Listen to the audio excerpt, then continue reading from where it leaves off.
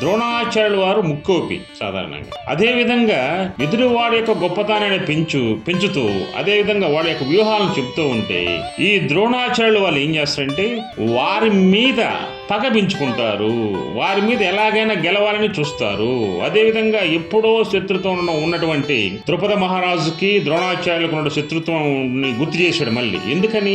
ఆ శత్రుత్వాన్ని గుర్తు చేస్తే పాండవులపై కోపం, ద్రౌపదిపై కోపం, అదేవిధంగా దుష్టద్యుమ్నుడిపై కోపం, ఏ విధంగా అయినా సరే పాండవ సైన్యాన్ని ఓడించడానికి ద్రోణాచార్యులకు పగని పెంచే విధంగా అతను మాట్లాడుతూ ఉన్నాడు. అందుకే దుర్యోధనుడు ద్రోణాచార్యుల వారి దగ్గరికి వెళ్ళి పాండవుల యొక్క గొప్పతనాన్ని, వాళ్ళ యొక్క వజ్రాకారాన్ని, దృష్టద్యుమ్నుడి యొక్క రాజకీయ చతురతను, అదే దృష్టద్యుమ్నుడి యొక్క సైన్య వ్యూహాన్ని మొత్తాన్ని కూడా వాళ్ళకి వివరిస్తూ ఉన్నాడు. ఈ విధంగా వివరిస్తూ ఉంటే ద్రోణాచార్యులు అత్యంత కోపిష్టిగా మారి, పౌరుషంగా మారి, ఏ విధంగా అయినా సరే తన కళ్ళను ఎరుపు చూసి పాండవ సైన్యం వైపు అతి భయంకరంగా, అతి భయంకరమైన కోపంతోనూ, అదేవిధంగా ఏ విధంగా సరే పాండవ సైన్యాన్ని ఓడించాలి, అర్జునుని చంపాలి, ధర్మరాజుని చంపాలి, దుష్టద్యుమ్నుని చంపాలి అనే పగని పెంచుతూ ఉన్నాడు. ఎవరు?